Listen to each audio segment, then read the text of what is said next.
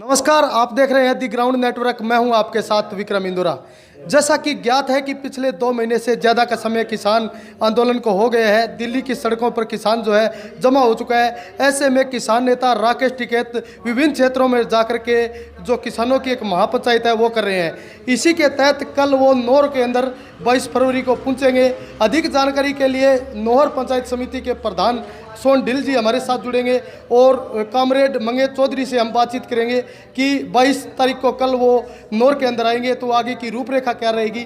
इन तमाम सवालों के जवाब हम मंगेश चौधरी और सोन ढिल से लेंगे। पूरे देश का किसान केंद्र सरकार के 3 काले कानूनों के खिलाफ सड़कों पे उतरा हुआ है और केंद्र सरकार किसानों के जो ये काले कानून को वापस लेने की कोई सोच भी नहीं है, हठधर्मिता अपनाए हुए। इसी बात को लेके कल 2 बजे नौर के अंदर किसान नेता चौधरी राकेश टिकैत और पंजाब से किसानों के साथी, किसानों के लिए आवाज़ उठाने वाले कंवर ग्रेवाल, सोनिया मान, राजस्थान से कॉमरेड अमरा राम, राजा राम मिल, इनकी एक सभा का आयोजन, किसान महापंचायत का आयोजन किया गया है। उसके बारे में हम यहाँ किसान साथियों से बात करने के लिए, उन्हें आमंत्रित करने के लिए आए कि आप भी उस महापंचायत में आएँ और महापंचायत का हिस्सा बने, ताकि केंद्र की सरकार पे ये दबाव बनाया जा सके कि आज पूरे के पूरे देश, जिस तरीके से इन्होंने अनाउंस किया हुआ है, बार बार केंद्र की सरकार के मंत्री, प्रधानमंत्री बोल रहे हैं कि ये सरदारों का आंदोलन है, एक स्टेट का आंदोलन है। ये सरदारों का, ये एक स्टेट का आंदोलन नहीं है, ये किसान के साथ साथ मजदूर और छोटे व्यापारी का भी आंदोलन है, क्योंकि सबके पेट पे लात लगने के आसार बन चुके हैं। इसलिए पूरे के पूरे लोग वहाँ नौर इकट्ठा होकर और 1 लाख से ऊपर की भीड़ वहाँ इकट्ठी होगी और इकट्ठी होकर पुरजोर तरीके से हम मांग उठाएंगे कि काले कानून वापस लिए जाएं, जिसमें किसान नेता शिरकत करें। राजस्थान में सरकार कांग्रेस की है और बीजेपी विपक्ष में बैठी है। क्या किस तरह का विरोध है लोगों के अंदर? सरकार से विरोध कर रहे हैं या विपक्ष से विरोध कर रहे हैं? राजस्थान के किसानों का जो किसानों के खिलाफ ये अन्यायपूर्ण कानून लेके आए हैं, इन कानूनों का विरोध है।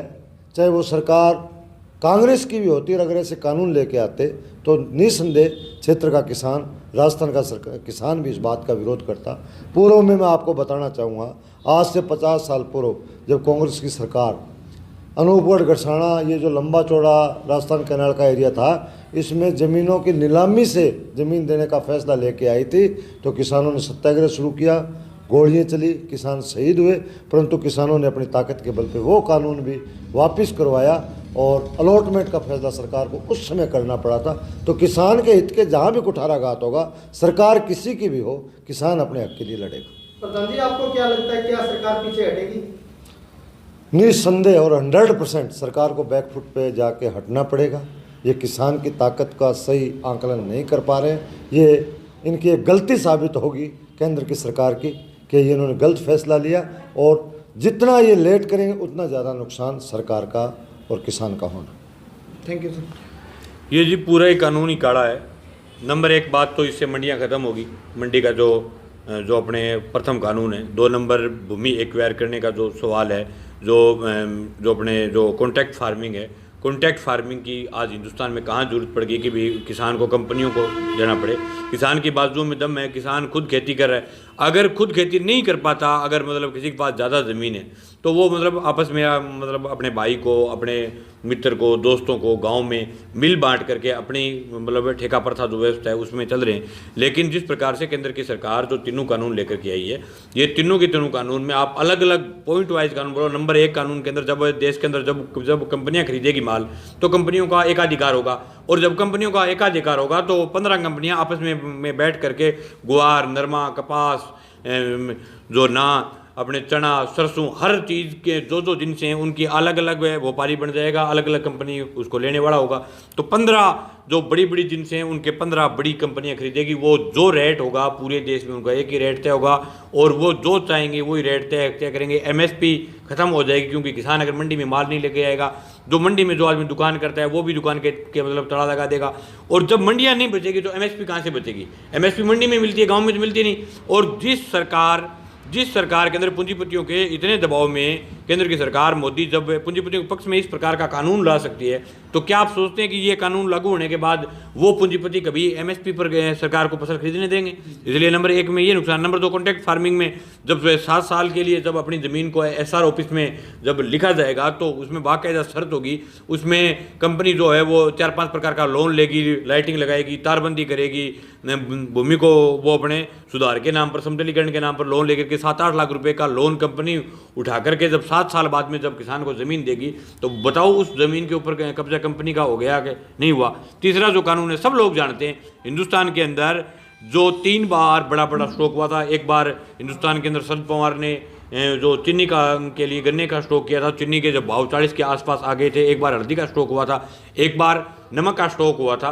उसके बाद केंद्र की सरकार ने यह तय किया था कि खाने पीने की चीज़ों को एक लिमिट तय करेंगे, इससे ज़्यादा कोई पूंजीपति स्टॉक नहीं कर पाएगा। और अब अगर देश में आप माने, मैं आपको उदाहरण के तौर पर बता रहा हूँ कि पूरे देश का चना अगर मुकेश अंबानी खरीदेगा, उसके पास 50 लाख करोड़ टन अगर चना इकट्ठा हो जाएगा, और वो अगर मतलब चने की दाल के लिए पैकिंग बना करके ये कहेगा कि 46 रुपये 50 पैसे की 100 ग्राम की चने की दाल की पैकिंग है, तो किसान और जो छोटे व्यापारी जो मतलब रेडी लगाते हैं, जो लोग कणक खाते हैं, उन तमाम लोगों को दाल तो खरीदनी पड़ेगी। फिर वो दाल खरीदेंगे कहाँ से? और किसान की ज़मीन कॉन्ट्रैक्ट फार्मिंग पर चली जाएगी। कॉन्ट्रैक्ट फार्मिंग का इनका जो रास्ता है वो उस समय शुरू हुआ जब देश के किसान ने ये तय किया था कि हम अपना दूध सब्जी जो दिल्ली नहीं जाने देंगे। पिछले दिनों जब आज से 1-1.5 साल पहले जब वो 15 दिन का आंदोलन गाँव बंद हुए थे, उस समय 150 रुपये किलो हो गया था दिल्ली में दूध।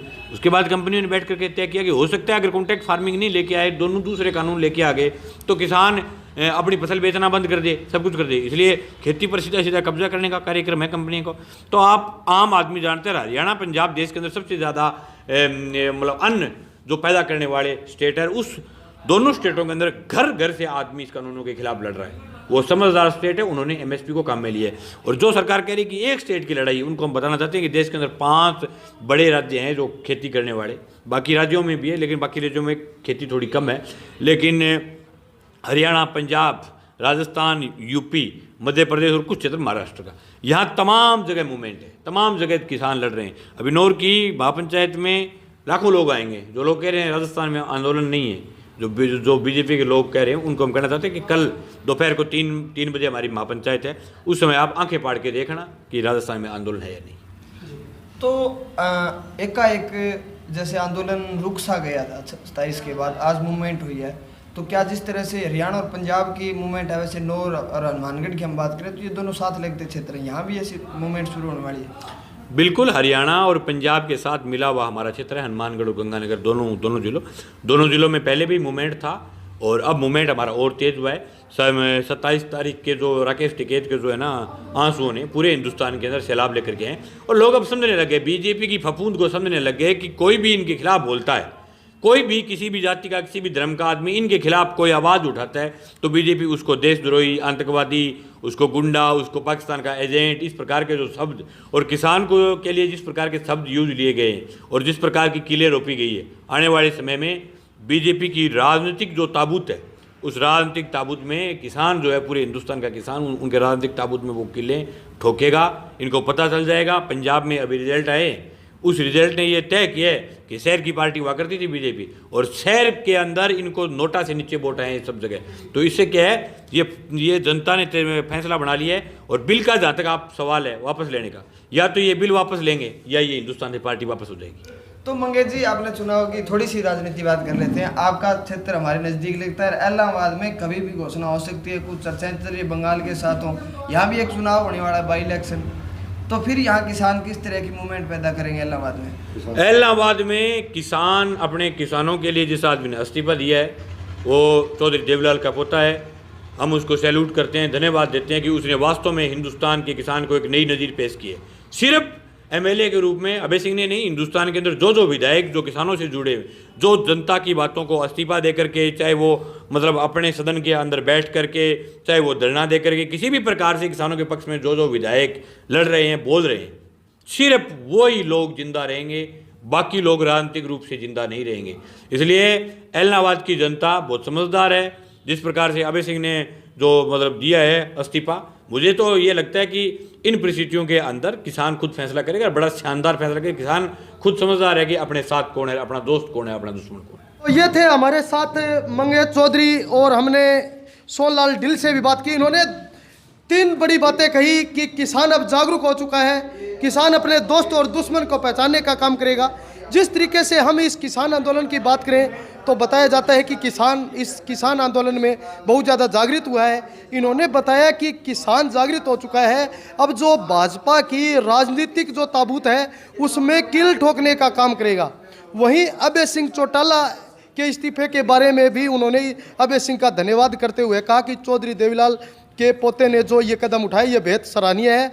आने वाले समय में जो विधानसभा के चुनाव होंगे उसमें किसान जो है अपना सटीक फैसला जो है करेगा। कल जो है 22 फरवरी को राकेश टिकैत नौर के अंदर आएंगे। उससे पहले जो सोनलाल ढील पंचायत समिति के प्रधान और मंगेश चौधरी गांव-गांव का दौरा कर रहे हैं। आप देख रहे हैं दी ग्राउंड नेटवर्क, मैं हूं आपके साथ विक्रम इंदौरा।